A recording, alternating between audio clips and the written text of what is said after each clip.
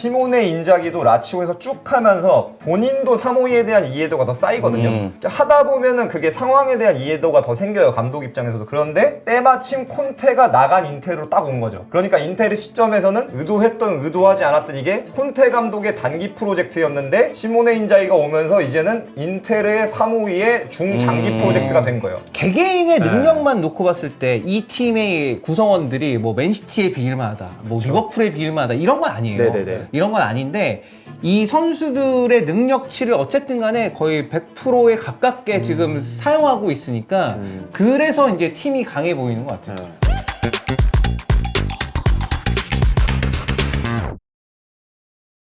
개눈가리 시선 오늘은 당연히 장코치님 계시고 찬우 형, 영주 형과 새로운 조합을 합니다. 네. 이 개눈가리 시선 좀 평소에 좀 재밌게 보셨습니까? 아, 그럼요. 전혀 너 그렇게 아, 바르셀로나 너무 재밌게 봤어요.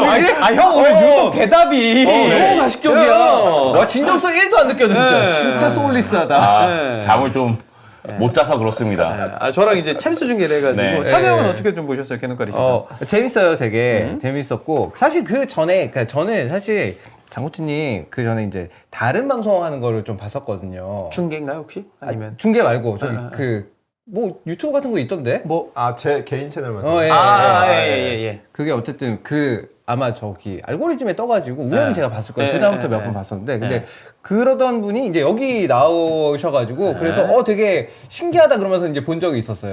근데 그대로 되게 재밌게 잘해주셔서 그러니까 사실 중요한 게 이런 부분, 이 전술적인 부분에 대해서 보시는 분들이 잘 이해할 수 있도록 이해가 잘 되도록 설명하는 게 되게 중요하고 그런 걸 어떻게 하느냐가 사실 저희 같이 이제 해설하는 사람들한테 되게 중요한 부분이긴 한데 그런 면에서 굉장히 탁월한 분이다. 아유, 감사합니다.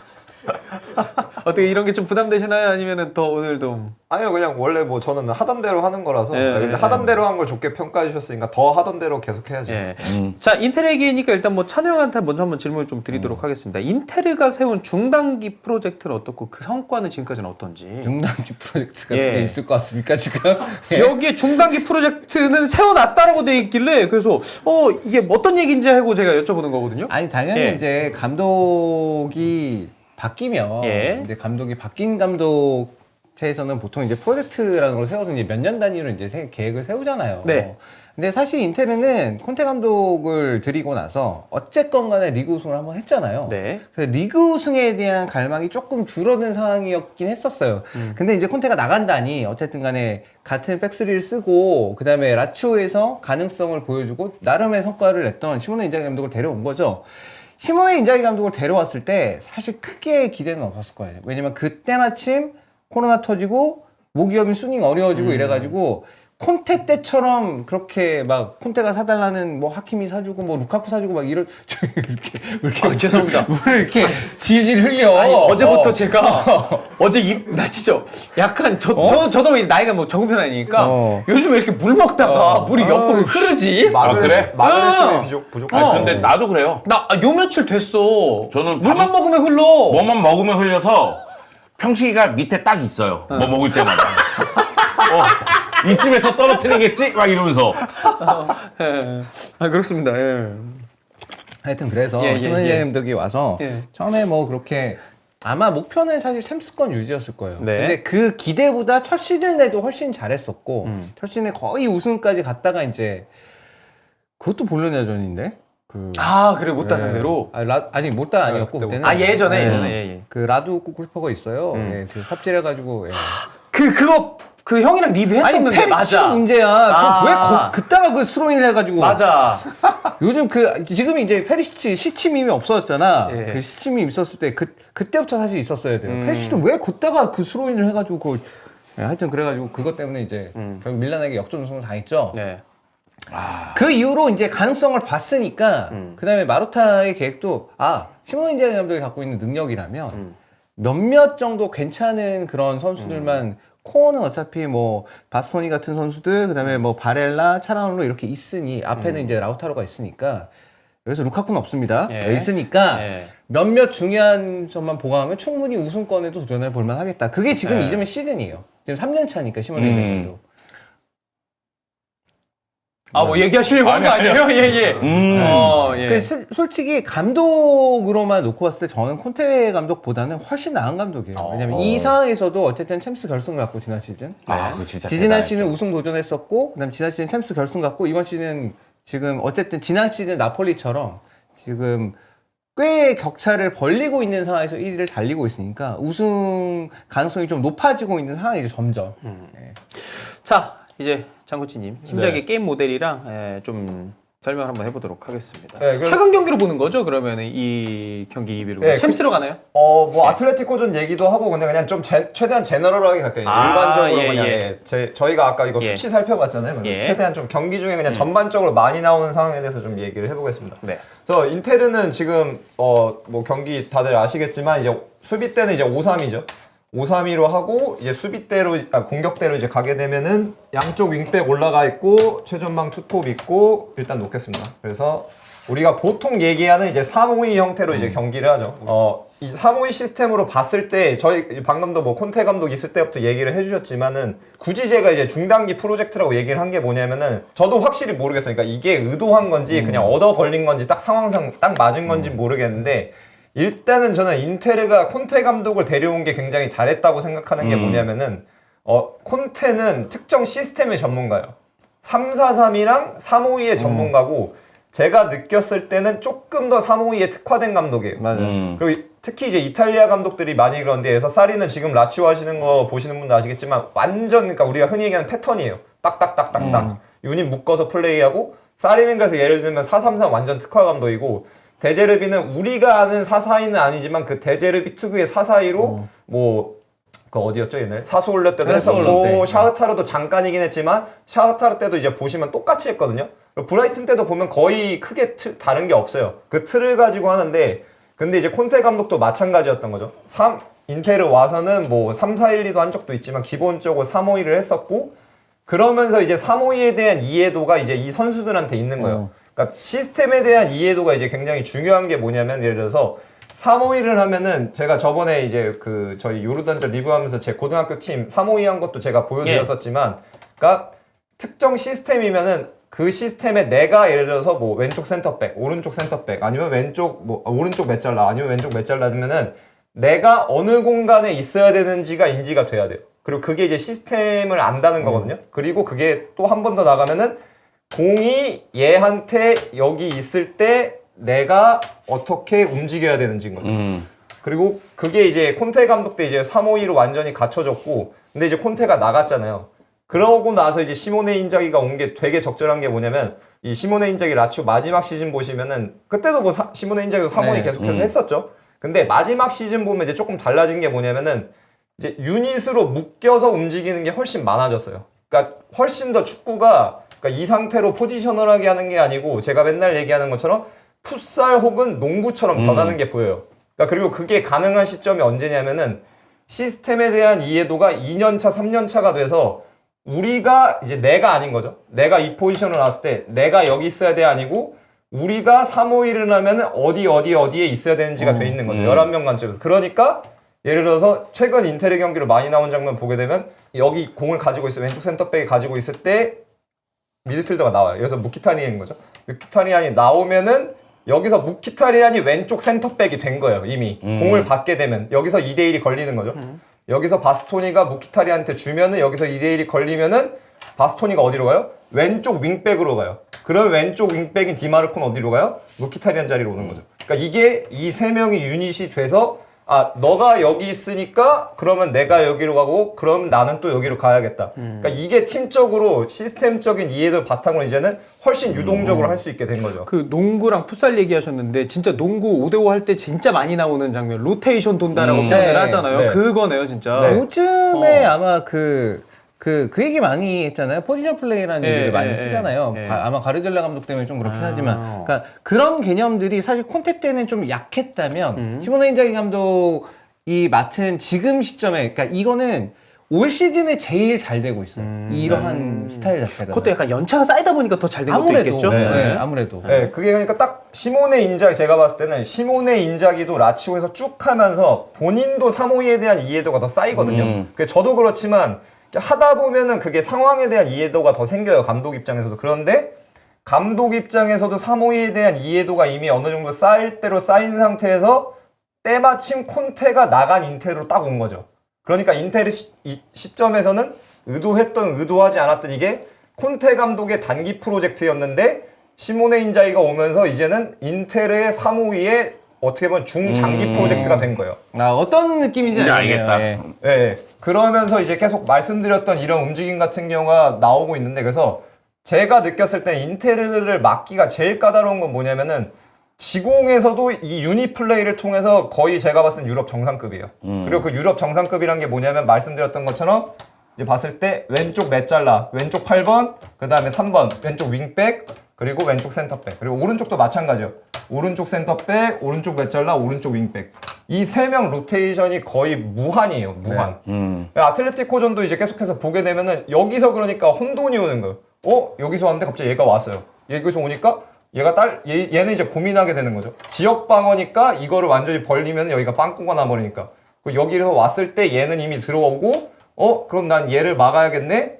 그러니까 여기서 이미 2대1은 걸려있고 공을 주고 얘는 돌아서는 거죠. 돌아서면 근데 또 얘는 어디로 가요? 얘는 또 윙백으로 가니까 그럼 또 여기가 열리는 거죠. 그러니까 여기서 계속 양자택일 혹은 삼자택일까지 계속 걸리고 그리고 이제 브로조비치가 사실 나갔을 때는 저도 조금 약간 그랬어요. 이게 그래도 커버가 될까? 6번이 나갔는데 이게 좀 기능이 될까 싶었는데 이제 차라노글로가 사실 완전 그 우려를 잠식을 시켰잖아요. 그러니까 이 로테이션에서 이제 차라노글로도 결국에는 기능을 하거든요. 그러니까 차라노글로가 저는 이제 분데스 한창 많이 볼 때도 느꼈지만 따지고 보면은 항상 저는 좀 애매한 선수였어요. 그러니까 이거를 6번에 놔야 돼, 뭐 8번에 놔야 돼, 아니면은 뭐 10번에 놔야 돼 하면 보면은 그렇다고 또 측면은 또 아니에요. 그러니까 이게 항상 조금 애매했었는데 이 선수가 결국에는 지금 엄청나게 잘하고 있는 이유는 뭐냐면은 여기서 이 로테이션일 경우에 얘가 나오지 않고 여기서 그냥 들어가 버리는 경우가 있거든요. 여기서 얘가 6번으로 오고 차라노글루가 센터백 중 하나로 오는 경우가 있어요. 그러면 이제 차라노글루는 거의 최고의 선수가 되는 거예요. 왜? 공을 가졌을 때 미드필더기 때문에 센터백처럼 공간에 대한 드리블에서 상대 고정시키고 그리고 여기서 한 번 더 가게 되면은 이제 공이 여기 있게 되면 오른발잡이니까 상대 바디 포지션 자체가 다 이쪽 대각선으로 향해질 거 아니에요? 향해졌을 때 예를 들어서 뭐 받기 위해서 한 명이 움직이면은 이 사이로 집어넣을 수 있는 패스 능력이 거의 뭐 이거는 월드 클래스죠. 의심의 여지 없이. 그 유벤투스전 보신 분들은 아마 기억하실 수도 있는데 거의 역습이긴 했는데 뭔가 여기서 한 50m에서 그냥 이 사이로 핀포인트로 그냥 패스를 집어넣거든요. 그렇죠. 근데 이런 게 가능한 선수인 거죠. 근데 이제 뭐 저희가 뭐 아시안컵 리뷰할 때도 얘기했지만 결국 감독이라는 거는 선수의 강점이 나타나고 선수의 약점이 나타나지 않게 해야 되는데 이제 아시안컵 진짜. 그 점에서 보면 이제 시모네 인자기를 이제 칭찬할 수밖에 없는 거죠. 어떠셨나요? 이 설명에 대해서. 좋은 얘기예요. 굉장히 이렇게 이 왼쪽 이 어떻게 돌아가는지 그다음에 오른쪽이 어떻게 돌아가는지 사실 왼쪽이 좀 더 강점이 있긴 해요. 왜냐하면 디마르코가 마무리 패스를 할 때 크로스가 왼발킥이 워낙 좋은 선수이기 때문에 여기가 좀 더 강점이 있는 게 바스토니 디마르코 둘 다 좋아요. 둘 다 왼발킥이 좋으니까 여기서 측면에서 이 중앙 쪽으로 박스 안쪽으로 공을 투입하기가 이 두 선수가 있다는 게 굉장히 좀 유리한 부분이긴 해요. 그다음에 또 하나는 차라노의 경우에 사실 이제 이 자리 6번 자리에서 서기에는 그게 있거든요. 수비적인 우려들이 있었어요. 초반에 이제 브로조비치 부상당했을 때 이제 여기 세웠을 때도 그거에 대한 우려가 있었는데 근데 모르겠어요. 이거는 사실 저는 약간 자리가 사람을 만든 느낌인 것 같긴 한데 그러니까 차라노라는 선수 자체가 투쟁심이었거나 그런 선수는 아닌데 이제 여기에 서기에는 수비적으로 괜찮을까 한데 그거를 어쨌든 간에 본인이 열심히 뛰면서 저는 지금도 차라노가 막 수비 스킬이 그렇게 뛰어난 선수라고 생각하진 않는데 본인이 열심히 뛰면서 커버를 좀 자주 하면서 만약에 내가 못 막을 것 같아. 그럼 어쨌든 간에 몸이라도 한번 부딪히면서 견제도 좀 해주고 그런 것들이 이 수비를 하는 데 있어서 굉장히 좀 유려하게 작용을 하고 있고 뒤에 어쨌든 간에 그렇게 커버와 힘에서는 굉장히 좋은 이제 아체르비가 서니까 그런 점도 역시 같이 좀 효과를 보고 있는 것 같아요. 전체적으로 시너지가 나는 거네요. 그러니까 살짝 부족한 거를 뒤에 있는 아체르비가 힘과 수비로 좀 차라놀레의 그 부분을 메워주고 개개인의 능력만 놓고 봤을 때 이 팀의 구성원들이 뭐 맨시티에 비길만하다, 뭐 리버풀에 비길만하다 이런 건 아니에요. 이런 건 아닌데 이 선수들의 능력치를 어쨌든 간에 거의 100%에 가깝게 지금 사용하고 있으니까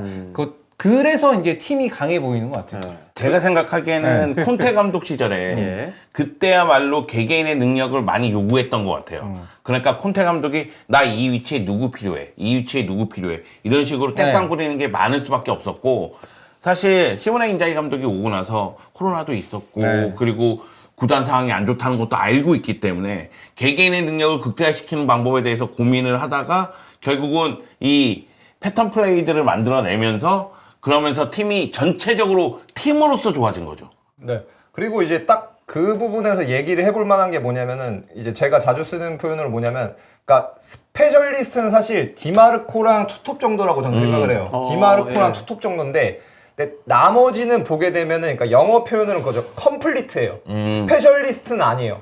그러니까 특정 부분에서 뭐 디마르코랑 이 투톱 정도 제외하고는 야, 너 6번, 뭐 차라노, 하칸한테 차라노골라, 야, 너 6번, 너 뭐 막말로 까놓고 말해서 뭐 데클런 라이스보다 잘해? 너 로드리보다 잘해? 하면 아닌 거죠. 근데 저희가 방금 얘기했던 유닛으로 묶여서 플레이한다는 건 무슨 말이냐면은 이 공간에 와서도 갭이 없어야 되고, 이 공간에 와서도 갭이 없어야 되고, 이 공간에 와서도 갭이 없어야 되거든요. 갭이 없다는 거는 단순히 본인이 공을 가졌을 때 뿐만이 아니고, 공격을 하다가 공을 뺏겨서 수비로 전환될 때도 마찬가지인데, 근데 그런 관점에서 보면은 제가 느꼈을 때는 이제 최근 이번 제일 많이 나오는 라인업으로 보게 되면은 바렐라, 므키타리안, 차라노골 이 셋은 세컨볼이랑 수비 전환에서도 극강이에요. 그러니까 이게 에어리얼 듀얼만 보통 우리가 보잖아요. 이제 공중볼 나왔을 때 수비랑 경합하는 것만. 그리고 이제 그라운드 듀얼을 수치로 통계를 잡는 데도 있긴 한데 아직 안 잡는 데도 많거든요. 그리고 제가 느꼈을 때는 그라운드 듀얼은 솔직히 말해서 기준이 좀 애매해요. 그러니까 제가 느꼈을 때 중립볼 상황이어서 여기서 그라운드 듀얼이 일어나는 거라고 보는데 근데 이제 그런 경우까지 포함해서 보면은 이 셋은 진짜 거의 엄청 컴플리트한 거죠. 그러니까 완벽한 건 아닌데 엄청 완전한 거죠. 우리가 맨날 얘기하는 그 육각형 선수. 사실 므키타리안도 그렇고 차라노골로도 그렇고 뛰었던 포지션이 정말 다양하잖아요. 그렇죠. 그러니까 뭐 차라노골로 같은 경우에도 10번 역할도 했었고 측면에서 좀 아쉬움이 있었지만은 레버쿠젠 시절에 측면에 배치한 경우도 있었고 그리고 8번 역할 시키는 경우도 있으니까 어느 위치에서 어떤 식으로 볼을 간수하고 어떤 식으로 연결하는지에 대해서는 굉장히 잘 알고 있는 선수고 므키타리안 같은 경우에도 속도 뛰어날 때는 측면에 많이 배치되고 가끔씩 역습 전개할 때는 뭐 전방에도 배치시킬 정도였으니까 이 선수도 그런 부분에 대해서는 굉장히 잘 알고 있거든요. 그리고 바랄라 같은 경우에는 그냥 잘하는 거고. 그러니까 이 선수들이 그 경험과 그 노련함과 그런 게 좀 융합이 되면서 더욱더 같이 시너지를 내는 거 아닌가. 네, 저 혹시 그 이미지 한 번만 띄워주시겠어요? 네, 저게 그 제가 보던 매거진이거든요. 저게 근데 2016년 걸 거예요. 그래서 저기 이제 보통 이제 스페인에서 코치들 많이 보는 택티컬룸이라는 거였는데 저게 뭐였냐면은 약간 연구 결과 같은 거거든요. 이제 논문처럼 나온 거였는데 그러니까 소프트웨어를 하나를 이 사람들이 만들어가지고 뭘 한 거냐면은 축구로 봤을 때, 그러니까 지금 저기 보시면은 이제 옵사이드 라인 빼고 그러니까 유효한 공간, 그러니까 상대 첫 번째 수비가 있는 지점에서부터 유효한 공간을 파란색으로 설정을 해놓은 거예요. 왜냐면 나머지 공간에서 공을 가지고 있는 건 의미가 없으니까 설정을 해놓고 그 다음에 선수 11명을 배치한 다음에 이 소프트웨어한테, 그러니까 우리가 보통 지역 방어라고 얘기를 하잖아요. 근데 포지션 플레이를 그런 방식으로 바꾸게 되면 지역 공격이라고 표현할 수가 있다는 거죠. 그래서 지역 공격을 하는 데 있어서 가장 그러면은 필요한 조건이 무엇이냐로 해서 그 전제를 뭘로 놨냐면 선수와 선수 사이의 간격이 최대한 멀어야 된다로 놓은 거예요. 그래야 패스 한 번에 상대를 최대한 많이 뛰게 할 수 있으니까. 그래서 그거를 그 소프트웨어에다 그 명제를 넣고 돌린 거예요. 엄청나게 많은 경우의 수를 돌려서 이제 다양하게 돌렸는데 이제 저 왼쪽에 있는 경우 같은 경우가 이제 우리가 보고 있는 이제 352 시스템을 돌린 거거든요. 근데 보시게 되면은 이제 위치가 이 작전판으로 보면 어떻게 돼 있냐면은 그러니까 쉽게 얘기해서 334가 돼 있는 거예요. 334가 돼 있고 지금 연결돼 있는 게 보이시죠? 연결돼 있는 게 뭐냐면 가장 직접적으로 그냥 구조상 가장 직접적으로 연계가 많이 될 수밖에 없는 선수들이 나와 있는 거거든요. 그래서 이제 뭐라고 얘기를 하냐면은 그러니까 이 334는 사실 되게 의아스러운 경우라고 얘기를 해요. 왜냐하면은 지금 선이 연결돼 있는데 연결되어 있는 이 커넥션이 선 자체가 12개밖에 안 돼요. 근데 이제 오른쪽에 보시면은 저건 우리가 보통 아는 343이거든요. 343은 17개예요. 그러니까 따지고 보면은 포지션 플레이를 하기에는 적합하지가 않은데 근데 이 시스템으로 포지션 플레이를 할 수 있고 그러면서 저 글에서 언급했던 게 이제 여기 16년인가 17년이었기 때문에 콘테 이탈리아 대표팀을 언급을 하거든요. 이제 유니 플레이를 해서 차이가 있긴 하지만 지금 인테리어도 똑같다는 거죠. 그리고 그 특징이 뭐냐면은 방금 저희가 얘기한 것처럼 실질적인 구조가 3-3-4가 되는 경우가 굉장히 많죠. 예. 그리고 이제 중앙으로 그러니까 공이 전개되는 경우가 극히 적어요. 중앙으로 공이 전개되는 경우는 어떤 경우밖에 없냐면 거의 골키퍼나 이제 존머나 아니면 센터백 쪽에서 한 번에 넘어가서 포워드 중 한 명이 공을 받고 그러면 여기서 한 명이 와서 3자로 앞을 받아요. 그리고 그때 어디로 나가는 거예요? 윙백으로 나가는 거죠. 특히 디마르코로 나가면 크로스 땅 끝. 그러니까 중앙으로는 거의 공격이 전개가 안 되고 되려 어떻게 되는 거예요? 사이드로 나왔다가 사이드에서 사이드로 나가는데 근데 이때 좁혀 들고 전진하고 그러면서 최전방 같은 경우는 상대 백라인 5명일 때도 5대5까지 걸고 혹은 어떤 경우는 6대5까지도 나와요. 이게 특히 이제 언제 박스까지 내려앉았을 경우에. 그래서 인테르 경기 보시면은 아시겠지만 바스토니, 파바르 이런 애들 박스 안에 들어가 있는 경우가 엄청 많거든요. 맞아요. 어떻게 보면은 되게 뭐라 그러지? 무질서해 보여요. 예. 그냥 막 멋대로 막 센터백 들어가 있는 것 같고 느껴질 수도 있는데 철저하게 저 시스템적 특징에 의해서 이루어지는 거고 그리고 이제 추가적으로 좀 더 들여다보면 아까 저희가 얘기했던 유니플레이 너가 나오면 너가 나가고 너가 나오면 너가 나가는데 근데 보통은 그래서 박스까지 이제 이번에 아틀레티코랑 경기했을 때도 그렇고 박스까지 가게 됐을 경우를 보시게 되면은 보통은 뒤에 남아있는 선수가 누가 되냐면은 보통 이렇게 다 올라가게 되면은 아체르비나 데브라이 정도 빼고는 양쪽 센터백이 되려 다 가 있고 무키타리안이나 차라노글루가 남아있는 경우가 더 많아요. 맞아. 왜냐면 그냥 이거는 그냥 우리가 생각한 되게 1차원적인 거죠. 크로스가 올라갔을 때 키가 크니까. 네, 누가 더 위협적이야. 그러니까 어떻게 보면은 이런 표현되는 우리가 가짜 9번 하죠. 그러니까 뭐야? 어떻게 보면 가짜 센터백인 거야. 박스까지 갔을 경우에 되게 1차원적이지만 따지고 보면 맞는 얘기잖아요. 그리고 우리도 그냥 뭐 이렇게 일반적으로 축구했을 때 막 그런 얘기들 많이 하거든요. 야 9번 잘 보는 애가 4번 5번 센터백도 잘 본다. 또 4번 5번 하는 애가 9번도 잘 본다 이런 얘기를 하는데 어떻게 보면 되게 1차원적으로 그렇게 하는데 그게 또 기능을 하고 있는 거죠. 이런 식으로 하지 않더라도 사실 많은 팀들이 골이 필요한 순간에는 센터백을 9번 자리로 올리잖아요. 맞아요, 맞아요. 결국 이제 높이 싸움에서 우위를 가져가기 위해서니까. 네. 근데 이제 그 인테르 같은 경우에는 이제 상대가 굉장히 좀 수비적으로 소극적으로 이제 경기를 치를 때 이런 식의 활용을 상당히 많이 합니다. 일단은 특히나 파바르 같은 경우는 마치 공격수처럼 포지셔닝을 아예 박스 안에 집어넣어서 공격수가 그렇게 되면 티람 있고 라우타로 있고 그러면 파바르까지 한 3명 정도가 박스 안에 넣어서 크로스가 올라올 때 대비하게 만드는 방식이 있고 그 경우에는 보통은 이제 좌우 메짤라인데 주로 바렐라가 마무리 패스는 많이 해요. 킥이 또 좋으니까 빠져서 이제 좀 약간 얼리 크로스 형태로 대각선 형태로 크로스를 하면 그러면 이제 선수를 3명을 딱딱딱 거쳐가게 되니까 그런 식의 공격 방식도 즐겨 사용하고 바스토니 개인이 왼발킥 능력이 상당히 좋기 때문에 이런 경우들도 좀 있어요. 뭐 미키나 아니면 바스토니냐 디마르코가 박스 안에 침투하는 형태의 미드필더처럼 침투하는 형태로 들어갔을 때 거기에 스루 패스를 넣어줘가지고 이제 마무리를 짓게 하는 그런 방식의 공격 작업도 상당히 자주 써요. 네. 오늘 개념가리 시선은 저희가 원래 뭐 덕현이 뭐 지난 회차 같은 경우는 이제 종인 형이 오거나 이제 주원이 형이 이제 쭉 했었는데 요렇게 했는데 이제 또 인테르 얘기니까 찬이 형까지 이제 곁들이니까 인테르 왜 잘하는지 이게 확 이해가 되네요. 축구 잘해요 이제는. 뭐. 그러니까 지공 상태에서 보면 진짜 센터백들 들어가 있을 때 이게 감독이 그냥 선수 성향 생각해서 넌 높이 좋으니까 올라가 요게 아니고 이런 이유 때문에 후방에서 안정감을 주는 상황이 있을 때 너는 올라가서 경합을 해줘라. 이게 전술적인 지시가 들어갔을 텐데 이거를 이제 바둑판으로 우리가 설명을 해주는 거니까 우리가 전술에 대해서 굉장히 어렵게 느껴지는 부분들이 있을 텐데 결국은 그거예요.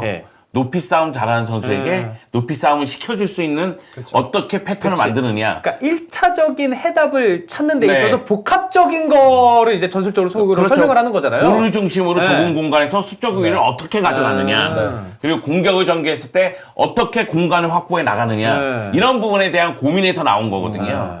그래서 사실 영입도 여름에 되게 잘 됐어요. 어쨌든 루카쿠 그 건 때문에 루카쿠 건 때문에 어쨌든 뭐 파바르도 들어오게 됐고 그래서 파바르가 들어오게 되면서 파바르의 장점은 결국 이 선수가 풀백도 받고 센터백도 받고 그렇죠, 그렇죠, 네, 그렇죠. 그렇기 때문에 이러한 형태의 공격을 상당히 좀 잘 이해하고 있어요. 네.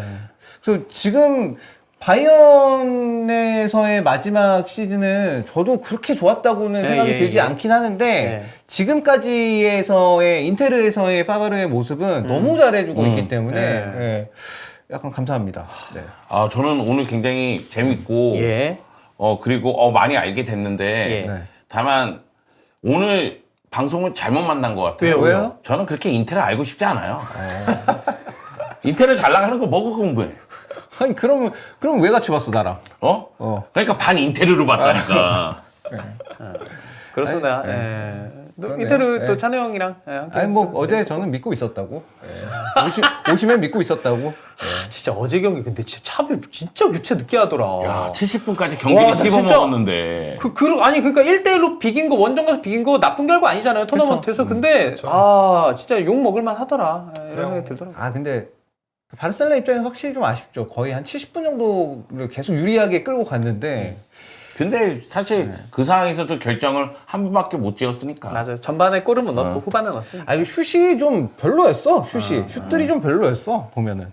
그리고 저는 파바르 말씀해 주셨으니까 그냥 네. 얘기하자면은, 그러니까 투엘이 아까 저희가 뭐 경질된 거 얘기도 했잖아요. 그러니까 그리고 이제 프로젝트 관점에서 인테르가 완전히 그렇게 길게 보고 의도한 건 아닐지언정 지금 시점에서 봤을 때 이게 중장기적으로 되게 좋은 프로젝트인 건 인정을 해야 된다고 말씀을 드렸는데, 근데 그런 관점에서 봤을 때 저는 바이언은 프로젝트 관점 솔직히 최악이에요. 맞아요. 그래서 파바르 나가고 스타니시치 임대 보내고 그 다음에 센터백 영입 하나도 안 하고. 그러니까 저희가 콘테에서 시모네 인작이 넘어온 걸 얘기를 했잖아요. 그러니까 이게 저번에도 제가 한번 얘기하긴 했는데 선수 관점에서 되게 중요한 게 우승이나 이런 걸 하고 났을 때 학습으로 약간 추가적으로 계속 이제 동기부여를 줘야 되거든요. 이게 또 적응을 새롭게 해야 되고 뭔가 새롭게 배워야 되라는 데서 선수들이 나태해서 매너리즘이 오는 게 아니고 그냥 같은 걸 하면 거기서 매너리즘이 올 수가 있거든요. 근데 그러니까 이제 거기서 시스템 자체에 이렇게 시모네 인자기처럼 한번 똑같이 사모여도 변화를 주는 건데, 근데 제 생각에는 투엘 같은 경우는 어쨌든가 우리가 3-4-3 굉장히 잘 알고 있잖아요. 근데 레버쿠젠전 때 했다가 이제 경기에서 진 거고.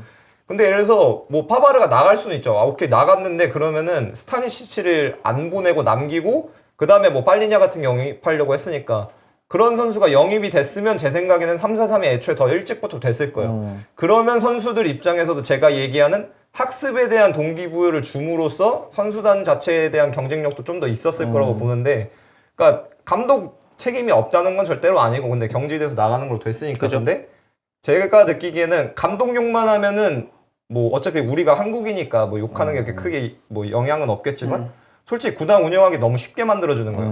그냥 맨날 우리가 알잖아요. 감독 세워놓고 우리는 잘못 없어요. 약간 이런 식으로. 그런데 사실은 감독 잘못에 의해서 성적이 안 나오는 것도 맞고, 그리고 그 가운데서 구단 지원도 맞아. 문제가 있는 것도 맞죠. 네. 네. 그 축구 못하는 게 약간 복합적이야 이것도. 복합적이죠. 진짜 복합적이야. 그리고 그런 거 있잖아요. 맞아. 정말 진짜 천문학적인 금액을 네. 들여서 1억짜리 선수를 데리고 왔는데 걔가 못하면 이거는 스카우터의 문제, 구단의 문제, 그리고 감독이 제대로 못 쓰는 문제가 되는 거잖아요. 맞아요. 근데 시모네 인자기는 확실히 연차 거듭할수록 3백 오래 쓸수록 좋다. 좋다. 그러니까 이렇게 로테이션도 선수들도 더 이해도가 높아지는 거다. 올 시즌 챔피언스리그 우승합니까? 아 그거는 일단 통과해야죠. 일단 8강 상대 보고 대진 봐야죠. 그러나 뭐 못한다, 어렵다 이런 얘기는 안 합니다. 그리고 전제로 지금 8강은 가. 네. 아니 일단 그 얘기는 할 수 있습니다. 예. 바르셀로나보다는 지금 시점에서 잘하는 것 같아요. 그건 맞아요, 진짜. 그러나 바르셀로나가 원정에서 1대1이니까 네. 그 아틀레티코 마드리드, 인테르 2차전 남아 있는데 아틀레티코 마드리드 홈에서 강합니다. 네, 알겠습니다. 오늘 히플 라이브 2월 22일에 진행했던 목요부는 여기까지 하도록 하겠습니다, 여러분. 감사합니다. 감사합니다.